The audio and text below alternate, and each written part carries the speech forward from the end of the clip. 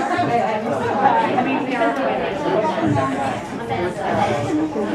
evening, everyone, and welcome to Greenlight Bookstore. We are so excited to host tonight's event with Robert Lopez presenting his new book, A Better Class of People. He will be talking with Hannah Lillith Assadi, so you're in for an excellent evening. Before I turn things over to them, just a couple of housekeeping things. First, if you can turn off or silence your cell phones. And we do ask that masks are worn for the entirety of your time in the store this evening. We have signed copies of both Robert and Hannah's books up at the register. And we are recording tonight's event, so the recording will be available on our YouTube channel in the next few days. Now on to the good stuff. Our interviewer for this evening is Hannah Lillith Assadi. Hannah teaches fiction at the Columbia University School of the Arts. In 2018, she was named a National Book Foundation 5 Under 35 honoree. Her second novel, The Stars Are Not Yet Bells, was recently published by Riverhead Books. We held an event for it in January. She lives with her family in Brooklyn currently. And she will be speaking this evening with our featured author, Robert Lopez. Robert is the author of 5 previous works of fiction and the forthcoming nonfiction book, Dispatches from Puerto Nowhere, to be published by $2 Radio in March 2023. He teaches at Stony Brook University. His new book, A Better Class of People, presents a network of stories interconnected and careening like subway tunnels through the realities of modern America. Immigration, gun violence, police brutality, sexual harassment, climate change, and the point of fracture at which we find ourselves, where reality and perception are indistinguishable.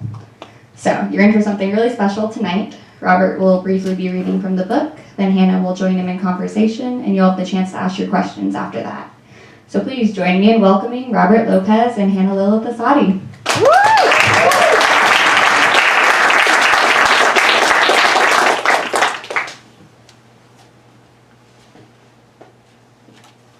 Thank you, everybody. I don't have anything else to say. I'm reading, right? I don't think this thing is on. You have to push it on. It's fine. I pushed it on. Hello? Mine on? Yes. That's on. Yeah. Now this sounds like it's on. Okay. Okay. I'm going to read 2 little short bits from the book, and then we're going to bore you with some talk, and then maybe we'll do something fun. Okay, this one's called the Dahlberg Repercussions. So how this book works is there's a story, and then there's a short little bit that takes place on a subway, and that's how you get to the next story. And so I'm going to read 2 of the subway bits. The Dahlberg Repercussions. The woman on the subway looked like my mother, so I sat down next to her and said, "You look like my mother." I said, "Does it seem like that to you? That you are someone who looks like my mother, and that I look like someone who could be your son? If circumstances were different, that is. If you were old enough to be my mother, or I were young enough to be your son." I said, "Don't misunderstand me." I said, "You look like how my mother used to look, not how she looks now. Although my mother still looks good, and I didn't mean to imply otherwise." I said, "My mother is a good-looking woman, and that bodes well for all of us." I'm talking about genes now, more than anything else. The truth is, I haven't seen my mother in 20 years, because she won't have anything more to do with me. So when I said my mother looks good now, it's only speculation.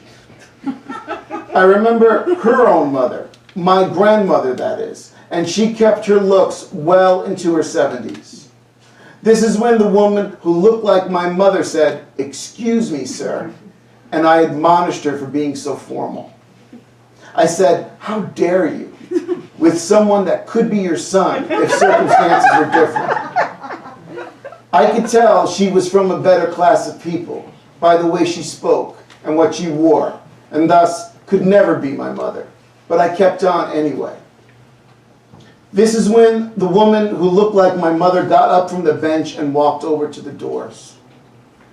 She stood there, staring straight into her own reflection and waiting for the next stop. She looked like a flagpole in an open field to me. It looked like she couldn't be toppled. like she was entirely unmovable, and that she would never acknowledge that she was someone who looked like my mother, or that I was someone who could be her son. Okay, so that happened. Really? That's what we do now, right?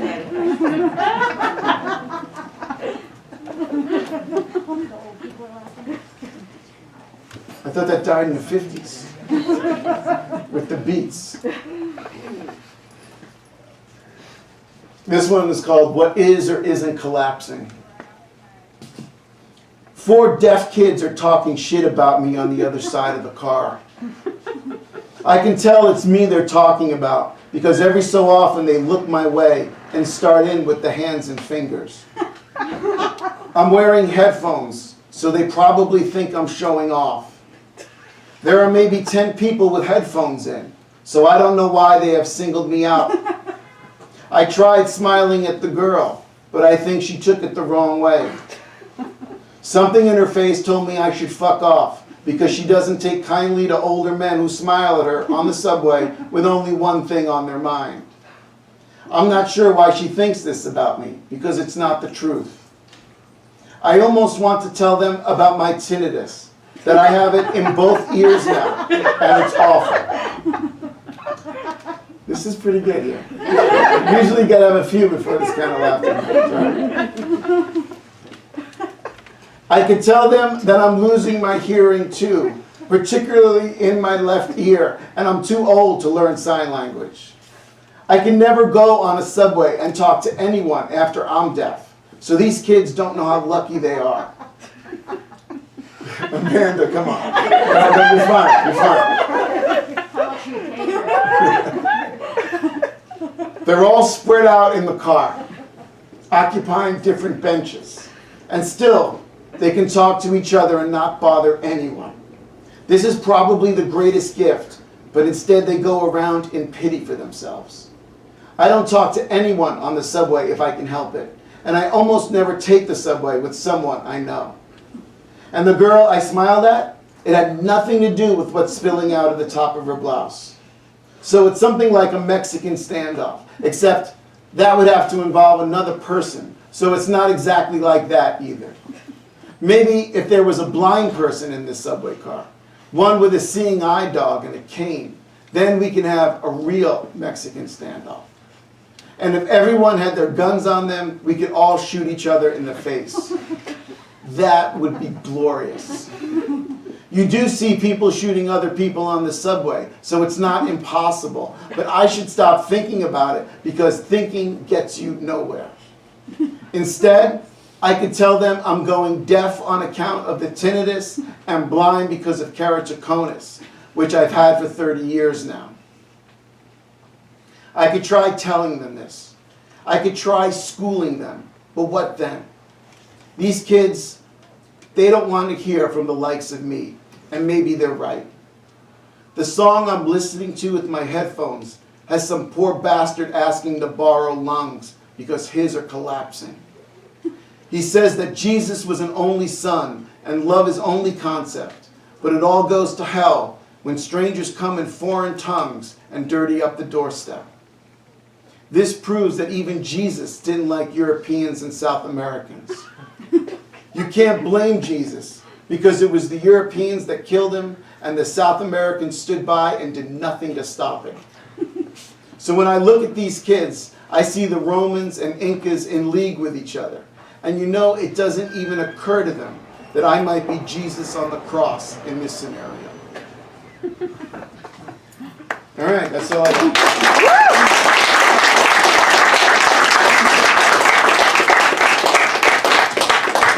Okay, I think this is on, right? Okay, figured it out. Thank you. It's so great to hear you read it aloud because you really add. You know, you're a great actor, actually. Yeah. I mean, yeah. Too bad you're in this profession, but anyway. Yeah, definitely. All right, so we all heard a bit from this protagonist narrator and have kind of a sense of his voice on the page, but what maybe the audience here doesn't know is how much trauma there is in his backstory, and yet I was interested in the fact that despite all of this traumatic material, you don't choose to explain away this character vis-a-vis his trauma. I know there's been a lot of conversation about this of late. So I'm wondering what you think about trauma as a defining factor in character and in building characters in your fiction. I don't see how you could write about people without involving their trauma. I think all of us are traumatized by birth, and then it's exacerbated with each succeeding day. Hear that? Good luck in there.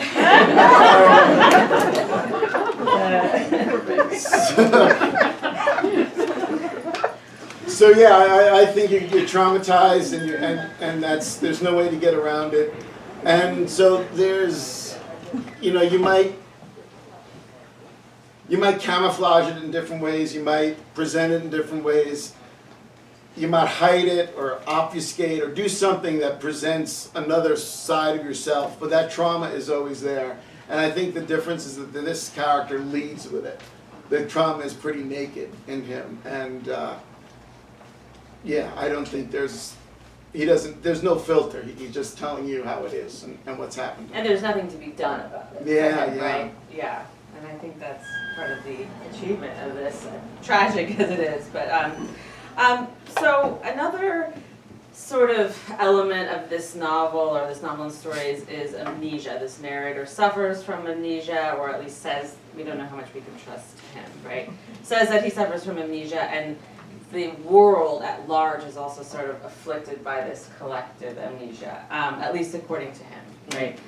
So I'm wondering, it seems to me that the amnesia isn't functioning as just a speculative device, and I'm wondering if you feel like it reflects something in our world. Yeah, I think there is a lack of memory, institutional memory, cultural memory, and we seem to make the same mistakes over and over and over again. And you hope there's going to be progress. I mean, I remember, right, if you're a certain age, the 1970s, that was a decade that happened a while back. And there was this singer, guitar player named George Benson, and he had a song that said, "The children are our future, teach them well and let them lead the way." Whitney Houston did it again a bunch of years later. And that was in the 70s, right? And it hasn't turned out so well, right? So the children of the future then are fucking up the world now. Sure. And and for me, my relationship to memory is always watery. I can't quite derive too much satisfaction from memory. I might tell a story about something that happened to me weeks ago, months ago, years ago, but I can't, like a method actor, I can't feel it. It's just something that I'm a human jukebox and I'm telling something. So playing with that idea of how memory can be not terribly valuable is something that comes out of me. Yeah. So, and I read in an interview you ask your students what's more valuable, a turkey sandwich or a memory. Yeah. So you think a turkey sandwich on this? I'm not going to answer the question. Okay. I want them to answer the question. All right, something for everybody else to think about. Although I do like a good turkey sandwich. Yeah. Okay. Speaking of kind of world building or fictive worlds, this might be characterized as a dystopia. There's an ice age, the mass amnesia, which we already spoke about. There's rampant brutality. What came first on the page, this world or this character? And what typically comes first for you? Like your worlds or It's all jive. It's all one Yeah, it's cocktail. all the individual pieces were individual pieces, and I didn't shape it into a book until years later. And so it was that process where I tried to drop in things that made sense with the individual stories. But when I initially put them together, they didn't have anything to do with each other, and those elements that you're talking about weren't a part of it. I kind of superimposed those on existing stories to make an overall narrative. And yet the voice feels consistent. Yeah, I'm pretty good at it. Yeah, okay. So the voice then, in some ways, you hear voices versus seeing Yeah. hallucinations. Right, yeah. No. You're an auditory hallucinatory. Right, yeah. It's only the voice is the only thing that I could go with, and so I hear that voice, like this subway character. I try to not take the subway ever, and that's been a policy of mine for a long time. Oh. But on the few occasions where I've had no other choice, there was a little stretch of time there where I would bring a notebook or my phone and punch in some stuff that I might be seeing. And so a lot of the subway interludes in the book were born from those actual subway rides. So some of that, is my demented imagination taking something to the nth degree. Got it. And so I was actually going to ask kind of a question about the dialogue.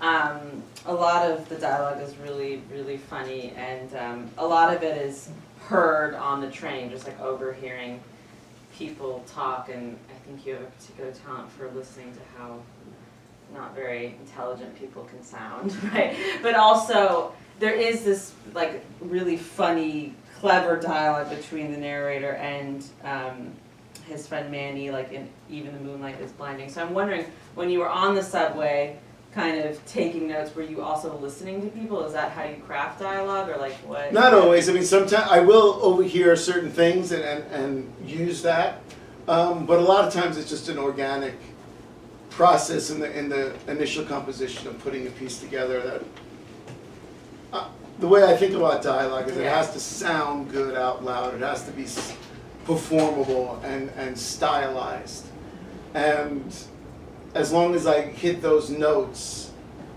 then I'll be satisfied with it. So somehow, does your musician, Robert also is a musician, kind of inform your? Yeah, definitely. The rhythm and sound and acoustics play the biggest part in any of that stuff. Much more than meaning initially. Interesting, so sound over meaning. Yeah. Okay. So would you advise your students to read aloud? All the time. Over and over again. All the Okay. time. All right, students and former students out there. So, on another note, there are a lot of politics in this book. There's rampant police brutality. There's mass shootings, or there's the mention of mass shootings, as we heard in the portion that Robert read, and yet there's obviously there is no attempt to moralize, right? Mm-hmm. Sort of, in a way, similar to no attempt to explain the trauma away, right? I think it's sort of a similar impulse in your fiction. And I'm wondering, just like on a personal note, what responsibility you think we have as artists to represent the politics of our time, and whether we have any responsibility to moralize. You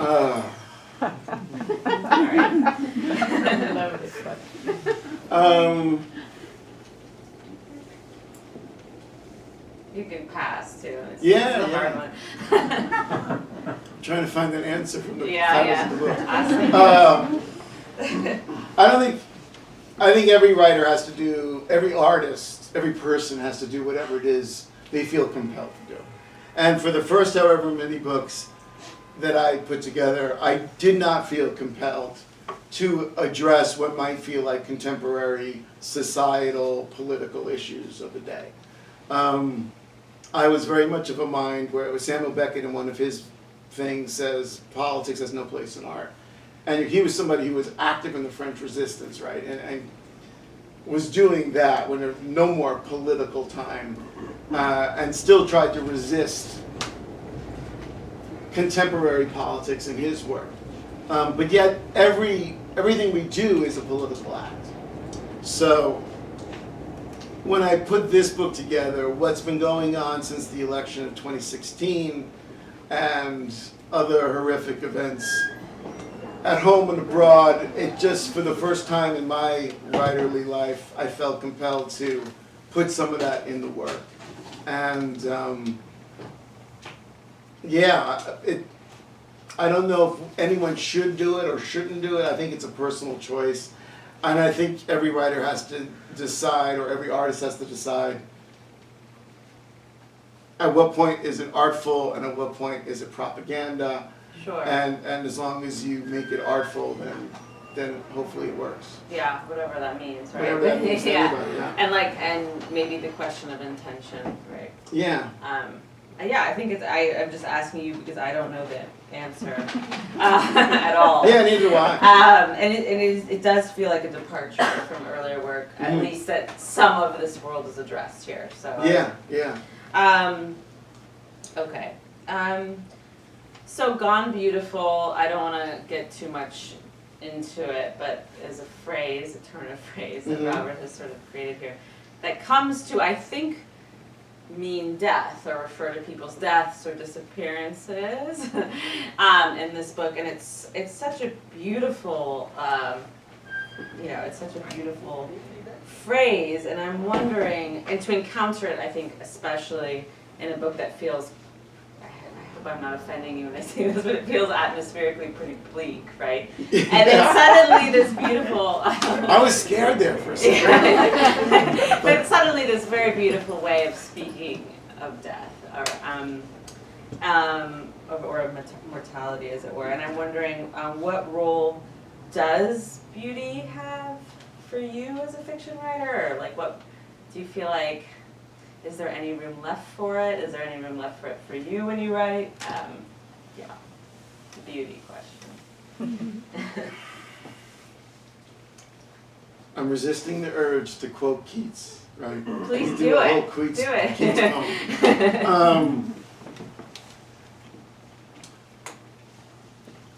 I want every word I put together next to another word for it to sound beautiful. And if it conveys something, it stirs a feeling in a reader, then that is a bonus, and it feels really good. Beauty can manifest itself and present in myriad ways. And what's beautiful to one reader might not be beautiful to another. So we have to, as artists, decide, okay, I'm going to please myself, and there might be a few other people who are going to find it as pleasing and on an aesthetic level and whatever other level there might be. Yeah, I mean, I think your prose is always beautiful, right? But I think like it's a phrase that actually invokes something like, I mean, like the name Esperanza, which was thrown around, which is hope, right? Like there's something about it that invokes something like the feeling that things in this world might still be beautiful beyond. Right, even though it's all awful and it's all... And that's, I guess, what I mean. Yeah, right? yeah. Like, I think that's, it's all a nightmare. I mean, it's, living in this country, it's you wake up, it's a nightmare all day, it's a nightmare, and you go to sleep and it's another nightmare. Sure.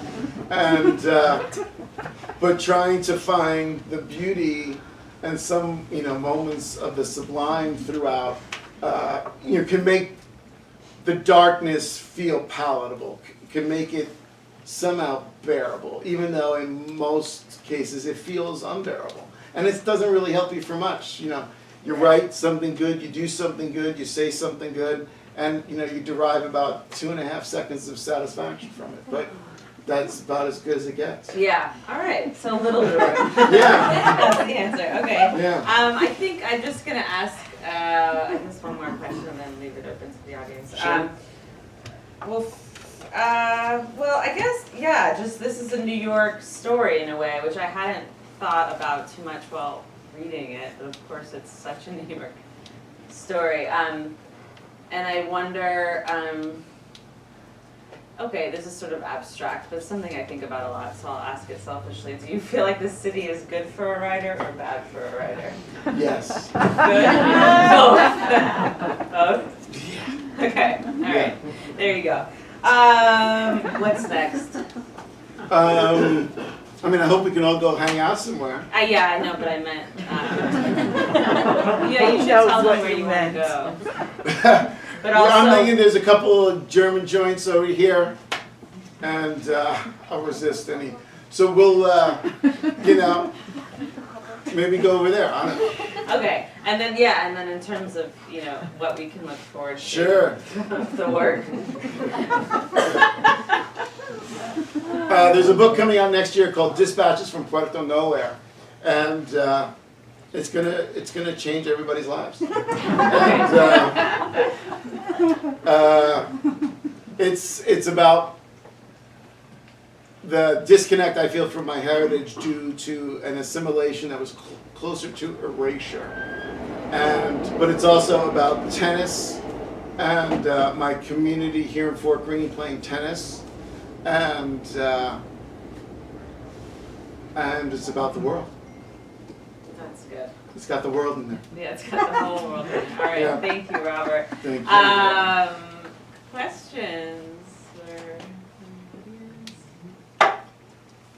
And we could totally bag it right here. I mean, that's Whatever you want.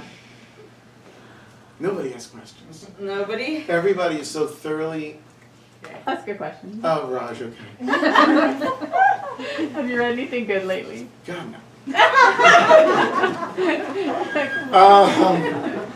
Yeah, student stuff. I'm into what my students are doing, but I try to stay away from everybody else. Yeah. That's such an easy out. I Yeah. just have to teach, so. I Yeah, can't. exactly. Yeah. Okay. You mentioned you had pieces of this for a long period of time. How did you go about deciding what belonged next to each other, what should be included, what should be left out? I think that process is one of try again, fail better, and seeing what goes together and what doesn't. And a lot of it's an intuitive thing. These feel like they should be next to each other, or I'm going to mention something here, and then I know I'm going to have to talk about this again. This will have to come up again, and finding out what spot that should be later on in the book. That takes just effort and experimentation. Like, okay, I'm going to try it here. Maybe that works. But if it doesn't work there, after 6 or 7 months of staring at it and saying, okay, this doesn't feel quite right, pushing it back or moving it forward, and just, it's a lot of juggling. And it's the only way I've managed to put together any of the books I've done is collage. I just don't think in a linear fashion, and I've never had an idea in my life. So it's just writing stuff and then seeing how I might be able to put it together.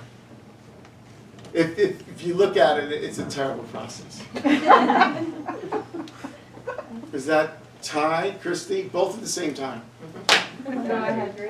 Oh, you can go. Okay, I haven't read the book yet, but I look forward to Christ. reading it. But it sounds You're one like of millions. There are I'm getting a sense there are vignettes that are interconnected. Yeah, am I there's right long with that? stories, and then in between the Okay. long stories, there are what you might call a vignette. Okay, and so I guess I'm curious, like, what was the first vignette or story that you wrote, and where is it in the book? And do you feel like after you wrote it that there was going to be a continuation? I just wrote a bunch of subway stories to entertain myself while I was on the subway. And then at some point, there was a football coach turned commentator named John Madden, and he died a year or two ago. And he wrote a book, and he said, the title of the book was, "Wait a Minute, I Wrote a Book." And that's kind of how it works for me. It's like, holy shit, I wrote a book. I didn't know I was doing it, but it turns out it was a book. And I'm not sure which of the subway stories was first, and I don't have any way to access those archives. So you don't remember exactly? Yeah. No, I don't remember, and I'm fine with not remembering, Yeah. which is basically what the entire, Yeah, everything I've sounds ever like it. written is about what I don't remember. And some of these are, some of them are tough. Yeah. So, I wouldn't admit to it anyway. Yes, I would. I know I'm going to get buried at some point, and that's fine. Sure. I just went. You're like a pretty sentence-based dude, as a rule, right? I'm Is a what? You're a sentence-based guy, is something I An would say. SVG, yeah. Yeah, something I would say about you. And like, you know, you're saying that you've never had an idea, and yet you write prose, and I guess I'm wondering if your aversion to poetry is the only thing that stops you from being a language poet. Because you're pushing it. And I think there's something about like the structuring of the prose, so I'm wondering like what makes you write a book and not... Well, what I said before, and I'm quoting myself, because it's like the only smart thing I've ever said. The only thing more useless than a fiction is a poem. And so yeah, no, I've scribbled a few poems and I dig them, but I also make fun of poets because you're all just dirty people. And Wallace Stevens and a whole host of poets have moved me to want to write, but I'll make fun of them all day long. So I did it for the money.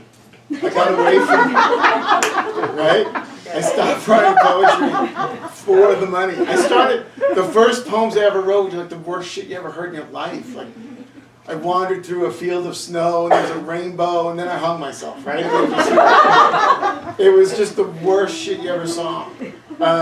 There was a really awful English poet, A.E. Housman, who some of you might have had the misfortune of reading. He was late 19th century, early 20th century, and he wrote all those cheerful rhyming poets about suicide. And I thought, wow, that's really cool shit. And so I wrote those were the first things I ever wrote. And then I realized I gotta stop that. So, yeah. And then plot entered. And then what? And then plot entered. I don't even know what plot is. Yeah, I don't know what plot is. Like, quoting Lori Moore, plots are for dead people, right? So, I just try to have some sort of sense that this is important. And I don't know if it's a plot point or not. So, Hannah referenced that, in one story, there's reference to an ice age, but it's just a reference. Like, oh, it's really cold out. And so that's my commentary on climate change, right? It's really brilliant. So, is that a plot point? I mean, I don't know. I just thought, well, wouldn't it be funny if all of a sudden there's an ice age? So that's only in one story. And then there might be maybe one or two other references in the book. So I'm not sure if that qualifies as plot. I think there's so many other writers who can craft a narrative that feels more juicy with the goings on. Yeah. Tracy. I'm curious how you found a home for the book, from agent to press and editor. Did you have an interest? I have people tied up in the basement. And that's really the only way that any of this has ever happened. No, how it happened was a buddy of mine, a really great writer who's more poet than anything else, but he's put out collections of fiction, and he just wrote an amazing book-length elegy about his father's death. His name was Peter Marcus. And the title of his most recent book is When Our Fathers Return to Us as Birds. And he and I struck up a friendship about 48 years ago. And there was a new press, and they were publishing some cool people, and he gave 2 books. One was called Can't Be Belongo Me River, another was called The Sunder. And he gave them to this press and said, you should publish him. And then a week or 2 later, they offered me a deal for it. And so that relationship started then, and it's continued now for the last, 15 years. This is the third with them. This is the 4th. Fourth book. Yeah. The 3rd was a secret. Nobody knew. They did a really good job of keeping this.